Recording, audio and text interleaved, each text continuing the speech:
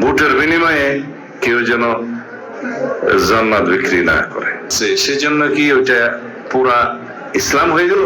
যারা আলেম সমাজের উপকারের জন্য, আলেম সমাজের অর্থনৈতিক সমৃদ্ধির জন্য, সামাজিক মর্যাদা বৃদ্ধির জন্য কোনো পরিকল্পনা না দিয়ে শুধু শুধু ইসলামের দোহাই দিয়ে ধর্ম বিক্রি করা শুরু করেছে, সেটা আপনাদেরকে দেখতে হবে।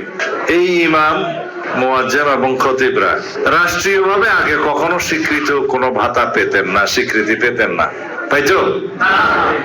এই প্রথমবার শহীদ রাষ্ট্রপতি জিয়াউর রহমানের দল, বিসমিল্লাহর দল, আল্লাহর প্রতি অবিচল আস্থা এবং বিশ্বাসের দল, যেগুলো আমরা সংবিধানে স্থাপন করেছি, সংযোজন করেছি, শহীদ জিয়াউর রহমান করেছেন, সেই দল অনুধাবন করেছে এই দেশের আলেম সমাজকে আমরা রাষ্ট্রীয়ভাবে সম্মানিত করব।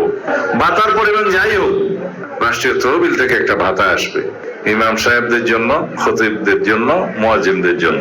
এখানে বলে রাখা ভালো, বাংলাদেশে শতকরা 92% মুসলমান, বাকি অন্যান্য ধর্মাবলম্বীদের উপাসনালয়কে আমরা এখানে নিশ্চয়তা বিধান করেছি। অন্যান্য ধর্মাবলম্বীদের উপাসনালয়ে যারা কাজ করে তাদের জন্য একই রকম সম্মানের ব্যবস্থা করা হবে। যারা আলেম সমাজের উপকারের জন্য, আলেম সমাজের অর্থনৈতিক সমৃদ্ধির জন্য, সামাজিক মর্যাদা বৃদ্ধির জন্য কোনো পরিকল্পনা না দিয়ে শুধু শুধু ইসলামের দোহাই দিয়ে ধর্ম বিক্রি করা শুরু করেছে, সেটা আপনাদেরকে দেখতে হবে। আমাদের ইমানের ক্ষতি করছে বিভিন্ন ভাবে। এই যে আমরা একটা দলের নামের পিছনে ইসলাম আছে, সেজন্য কি ওইটা পুরা ইসলাম হয়ে গেল? তাহলে তো আমরা যা নুরুল ইসলাম আছে সবগুলো ইসলাম।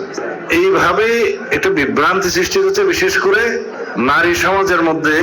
তারা এটা খুব বেশি অনুপ্রবেশ করার চেষ্টা করছে, আমাদের সরল মনা, আমাদের মা বোনদেরকে যে বিভিন্ন ভাবে বিভ্রান্ত করার চেষ্টা করছে।